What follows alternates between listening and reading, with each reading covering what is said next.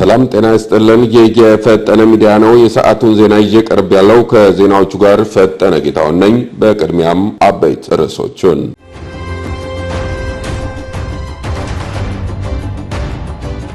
ህወሓት በማህበራዊ ሚዲያ ገጽታን አበላሽተዋል ባላቸው ግለሰቦች ላይ እርምጃ ሊወስድ መሆኑ ተሰማ።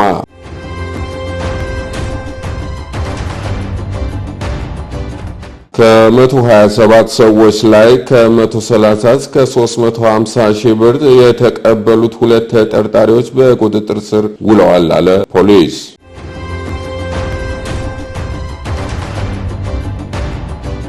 እስራኤል ለሶማሌላንድ እውቅና መስጠቷ ኢትዮጵያ ለምታነሳው የባህር በር ጥያቄ እድል እንደሚከፍት ተገለጸ።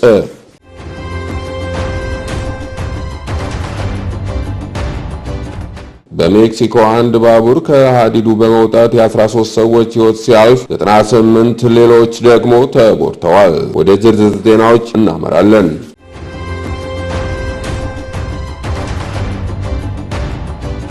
ህወሓት በማህበራዊ ሚዲያ ገጽታን አበላሽተዋል ባላቸው ግለሰቦች ላይ እርምጃ ሊወስድ መሆኑ ተሰማ።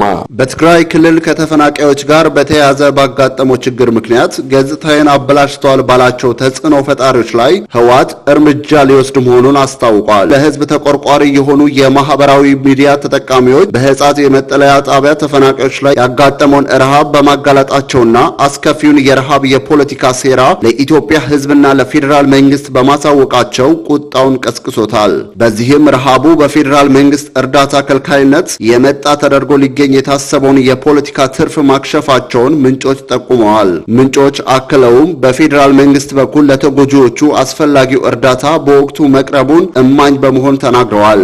ዓለም አቀፍ ተቋማት የተፈናቃዮችን ሁኔታ እንዳያዩ ቡድኑ ክልከላ ማድረጉንና ተያያዥ መረጃዎችንም እንዳጠፋ ምንጮች ገልጸዋል። በተጨማሪም በማህበራዊ ሚዲያ የተሰበሰበው ገንዘብ በቀጥታ ለቡድኑ እንዲላክ ግፊት ሲደረግ ቢቆይም ገንዘቡ ህጋዊ አሰራርን በተከተለ መንገድ ለብሔራዊ የአደጋ ስጋት ስራ አመራር ኮሚሽን ገቢ መደረጉ ተነግሯል። በመሆኑም እነዚህ የማህበራዊ ሚዲያ ተጠቃሚዎች እየታደኑ እንዲታሰሩ ለክልሉ ፖሊስ ጥብቅ ትዕዛዝ መተላለፉ ታውቋል። የኢትዮጵያ ብሔራዊ ምርጫ ቦርድ ህወሓት መስፈርቶችን አላሟላም በሚል የፓርቲነት ምዝገባውን ሰርዞት እንደነበር ይታወሳል።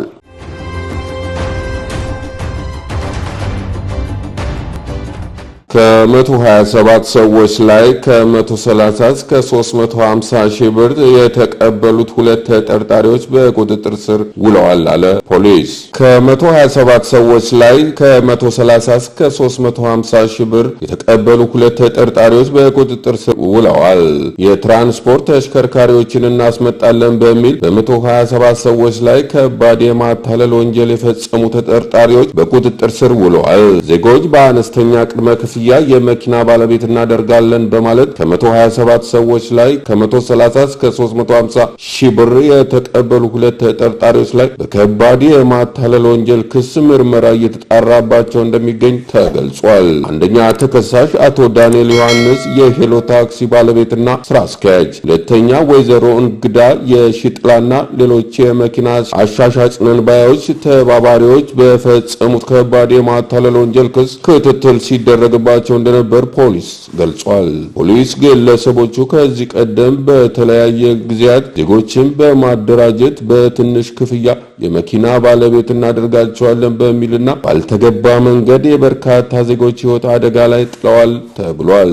በአቋራጭ ለመክበር በማሰብ ከድሃው ዜጋ ገንዘብ በመሰብሰብ ያልተገባ ጥቅም ለማግኘት የሚሹ ግለሰቦችም ይሁን ተቋማት ድርጊታቸው ሊቆጠቡ ይገባል ያለው ፖሊስ መሰል የማታለል ድርጊት ውስጥ በሚገቡ ላይ ተገቢውን ሕጋዊ እርምጃ እንደሚወስድ አስታውቋል።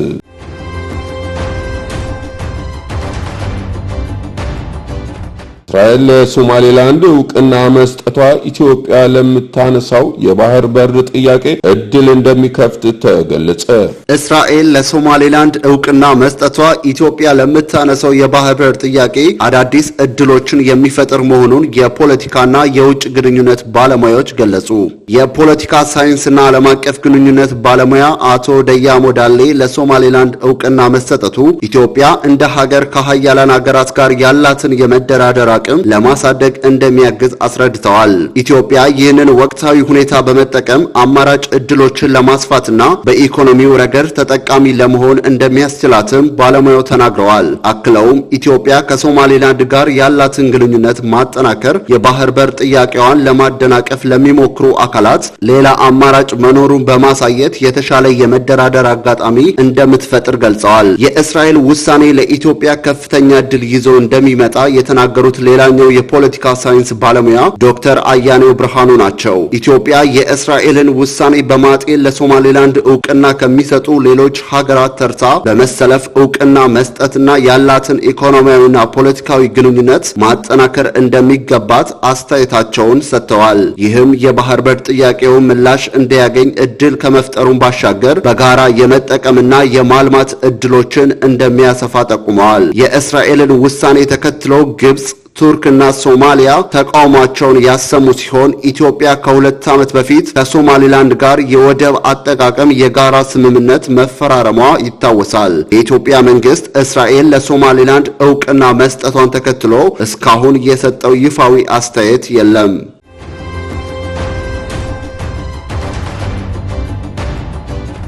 በሜክሲኮ አንድ ባቡር ከሃዲዱ በመውጣት የ13 ሰዎች ሕይወት ሲያልፍ 98 ሌሎች ደግሞ ተጎድተዋል።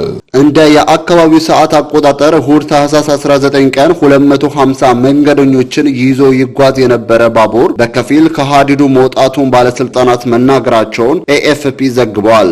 የሜክሲኮ ባህር ኃይል እንዳስታወቀው ባቡሩ ከመንገዱ የወጣው በደቡባዊው ኦአካካ ግዛት ውስጥ በመጓዝ ላይ ያለ ነው። ባህር ኃይሉ በመጀመሪያ 20 ሰዎች መጎዳታቸውን ገልጾ የነበረ ቢሆንም ከጥቂት ሰዓታት በኋላ ባወጣው መግለጫ ግን የተጎዱ ሰዎች ቁጥር 98 መድረሱንና በሚያሳዝን ሁኔታ 13 ሰዎች መሞታቸውን አስታውቋል።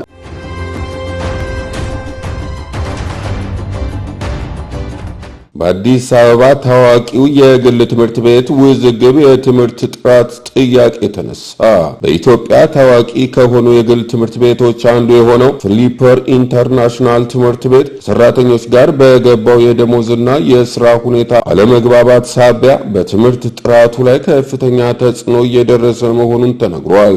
3000 በላይ ተማሪዎችን በ5 ቅርንጫፎች የሚያስተምረው ይህ ትምህርት ቤት ላለፉት ወራት በደሞዝ ማስተካከያና በስራ ጫና ምክንያት በውጥረት ውስጥ ይገኛል። መምህራን እንደሚሉት የኑሮ ውድነትን ያገናዘበ የደሞዝ ጭማሪ እንዲደረግላቸው ቢጠይቁም በትምህርት ቤቱ አስተዳደር በኩል ተገቢ ምላሽ አልተሰጠም። በዚህም ምክንያት መምህራን በትምህርት ገበታቸው ላይ ቢገኙም በቂ ዝግጅትና ተነሳሽነት ሳይኖራቸው የሚያስተምሩበት ሁኔታ መፈጠሩን ወላጆች ገልጸዋል።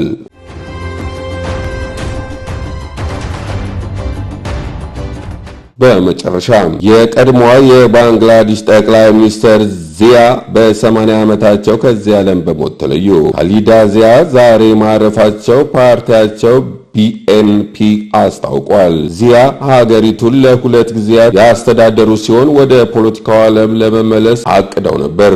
ዚያ በፈረንጆቹ ከ1991 እስከ 1996 ከዚያም ለሁለተኛ ጊዜ ከ2001 እስከ 2006 የባንግላዴሽ ጠቅላይ ሚኒስትር ነበሩ። ለዓመታት በህመምና በእስር ቢቆዩም በመጪው የካቲት በሚካሄደው ምርጫ ለፓርላማ ወንበር እንደሚወዳደሩ በህዳር ወር አስታውቀው ነበር። ዚያ እንደ ኢሮፒያን አቆጣጠር ከ2018 ጀምሮ በተቀናቃኛቸው በ78 ዓመቱ ሼክ ሐሲና መንግስት በሙስና ወንጀል ተከሰው ታስረው ነበር። ባለፈው ዓመት ሐሲና ለሳምንታት የዘለቀውን ህዝባዊ ተቃውሞ ተከትሎ ስልጣን ሲለቁ ዚያ ከእስር ተፈተዋል። በህዳር ወር ወደ ሆስፒታል ቢገቡ ጤንነታቸው እየተባባሰ መጥቶ ነበር። የ60 ዓመቱ የዚያ ልጅ ታሪክ ከ17 ዓመት ስደት በኋላ ባለፈው ሐሙስ ነበር ወደ ባንግላዴሽ ተመለሱት። እሳቸው አዲስ የመንግስት መሪ ሊሆኑ ይችላሉ ተብሎ ከሚገመቱ ውስጥ ዋነኛው ናቸው።